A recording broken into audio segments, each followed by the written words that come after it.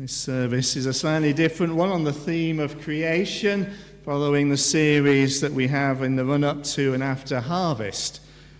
And hopefully give us a bit of space, because when we're thinking about creation, then often the outside, maybe this morning was a little bit cooler, maybe we've got our waterproofs on already. You know, it does take a little bit more thought, and sometimes we have to, if you're like me, you get to the door and you open this and then you pause and you think, what do I need to wear? What does the day hold? And then you carry on. Or sometimes someone was speaking to me this week and they said the problem they have when they're walking is they've got two speeds, very fast or very slow. And either they're rushing from A to B, or they're getting so slow because their mind's just pondering and working it over that they don't go very fast. But actually, there's something, maybe that's also us at some points, but there's a sort of spaciousness that's needed, isn't it, in that gospel reading of just seeing the flowers of the field, seeing what's around us. Some of the images we're using in the pause times is just to encourage us to pause and reflect, and that may be a bit uncomfortable, because sometimes stopping and not having things to say or do feels like, oh dear, I'm going to have to do it a bit differently. Maybe have to face some of the feelings that are less easy. But of course it's a mix, isn't it? Going out in creation, and some of the images we've used from our trip to Lindisfarne, a place that Debbie and I have been visiting probably for 30 years now, fairly regularly. It's a place of visiting and pilgrimage there. The Christian centres have been there since the 7th century, so there's plenty of history there. But if you haven't been, it's a tidal island just off the Northumbrian coast, which you approach by going over a causeway if you're driving. You have to take care as you're driving along. There's big signs saying it's only safe to cross at certain times. You're then followed up by pictures of cars that have ignored the times, and the tide has just taken them away, as if to say in big letters, beware. You know, and so you have to sort of make sure that you're crossing when the water is out. Or if you're walking across, because it's an area of pilgrimage, then you have to allow a bit more time, obviously, so it's a couple of miles walk across. But they kindly put up a pilgrimage path, which is kind of like 12-foot poles that are spaced out every few hundred yards, going on the quickest path across the mudflats towards Lindisfarne. So you can follow those. And if you get stuck part way, if you find that in your car, walking, that you've run out of time and the water's approaching rather fast, then there are lookout towers that you clamber up these steps, and you stay in a little wooden box for the following 6 hours until the water recedes again. Slight encouragement to watch every aspect of your walk. And it's when you get there, it is worth the wait. Although sometimes I have to say, although it's an area of pilgrimage, it does get rather busy. So it can be too busy with people visiting. But there's always places to walk to. And it was lovely on this visit. We had more time to walk towards some of those pieces on the east and north of the island that are more sand dunes. I think there was one amazing morning which was rather misty when we got there, and you kind of walk up from the car park and across the sand dunes that are probably 10 or 12 foot high, and you kind of work your way. You're listening out for the ocean to try and find the way there. You've got a map, but it doesn't quite match up with the kind of sand dune type setting. You're kind of looking and thinking, where have people gone before? Where's the water? And you get to the beach, and that morning we couldn't see the sea, North Sea, because of the mist. You could hear it well enough, but we were sort of faced with this slightly surreal image of not having come through the big sand dunes. There were kind of sand dunes in the making. Some of you will know more about how this works, I don't know, but they were kind of only about that high, and with grass coming out. And obviously there were small dunes that would grow into big dunes, but of course they move. That's the thing about sand dunes, they move over time. And gradually kind of settle as the grass holds them together. I'm sure there's more to it geographically than that, but that's my simple understanding, and I just thought, well, it was beautiful and it was a slightly different place to be. I suppose in biology they talk about ecosystems, don't they? A kind of system that holds together in itself. I don't know how, but it was an interesting sort of ecosystem that was there. That many of the animals and the butterflies and the birds were taking advantage of, and there were seals further out. You could hear an abundance of life. That kind of abundance of life that reading in Genesis, if you were reading and pausing over that, speaks about the waters teeming with life. Genesis that we've looked at a bit before, it speaks of not all literal what happened, but there's something there, the sort of teemingness, the abundance of life. When we think of God, we should think of the abundance of life, the abundance of goodness that's given to us. Be fruitful and increase in number, God spoke to the animals.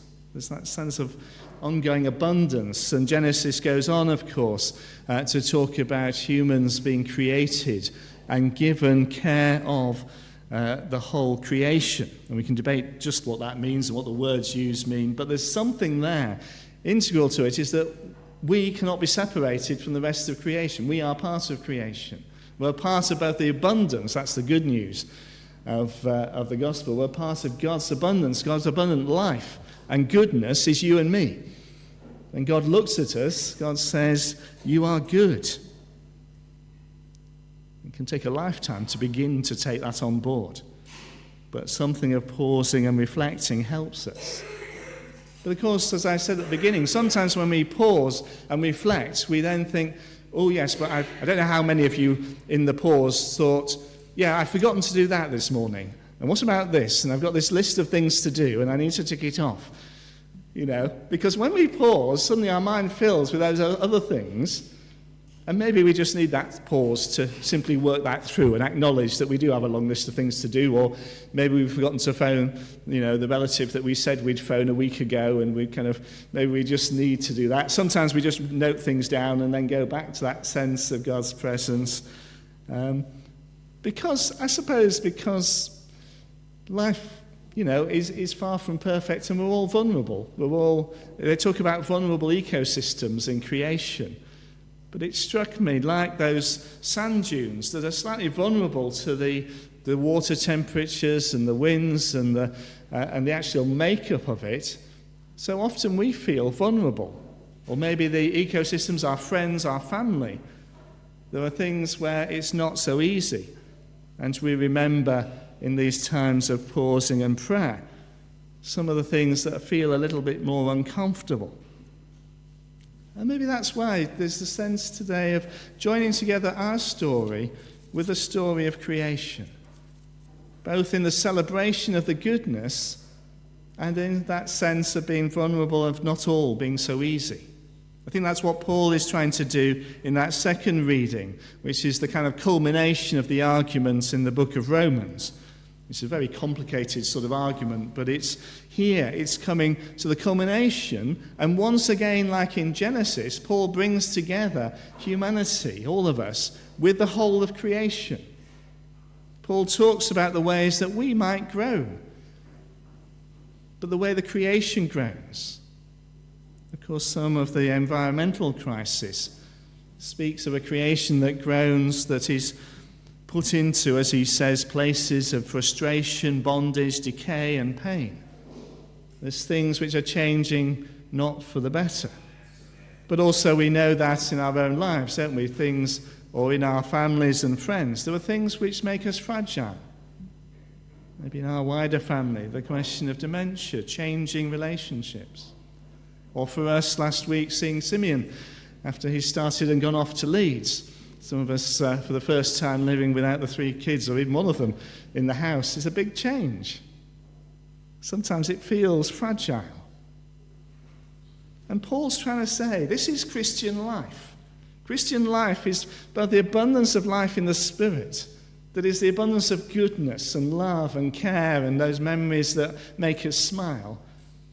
But it's also a life in which there is a sense at times of groaning, of things being fragile, of not working out, of waiting and waiting, praying and hoping for something better, and it hasn't yet made it. It's a very realistic view of life.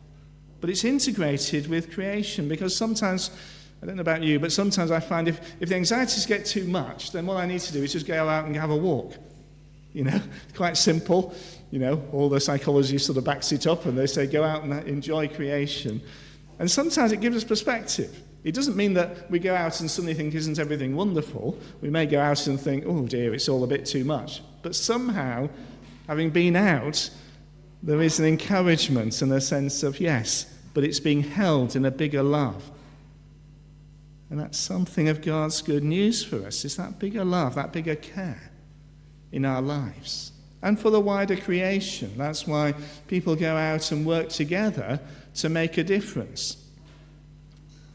I suppose since the pandemic, I've been going to Wittenham Clumps, I suppose many people do, if only initially because it was close by when you could only get so far.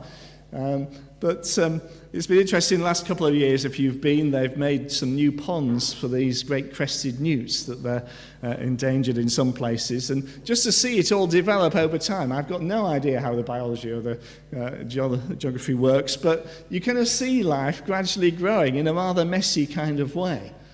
I haven't seen any of the newts, maybe you have, I don't know, but it seems a very kind of haphazard way of growth. Suddenly there's a few more green things coming up, or a few more reeds. You'll know, I don't know what else there is, though. It's kind of green or it's reed-like for me. I think I've got a bit more to learn. But it's kind of messy, but it's there, and it's somehow encouraging that life and that protection, that care is being expressed, and there are people who can know what to do. I suppose that's what Paul talks about as the first fruits of the Spirit. We haven't seen the final thing, and everything is sorted. But we have seen some first fruits, some of the goodness, some of the love. And so maybe today we're just remembering our lives in the Spirit, our life that's full of the goodness of those who visited us, talked to us, smiled, gently encouraged, or just been there this week. But we come also with that sense of being vulnerable, and maybe those not able to be with us, those maybe at home, living with COVID or many other things. Aware that the Spirit of God is there, in the groaning and the not so sure and anxiety. But together and with all creation, we know that God meets with us by the Spirit to encourage and sustain us and to help us to work through the things that are more difficult. So in a pause of quiet, let's just reflect with thankfulness on signs of the Spirit, but also offer to God those things which are not so easy, where we groan and long for more of God's answers to our prayers. So we pause in prayer.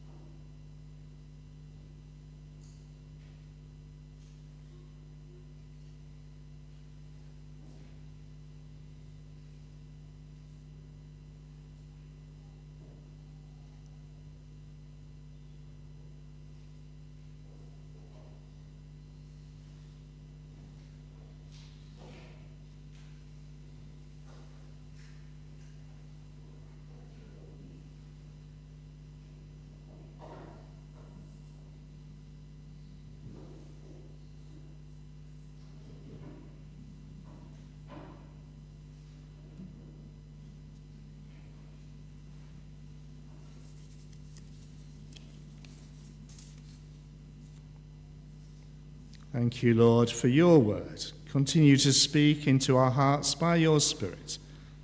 Amen.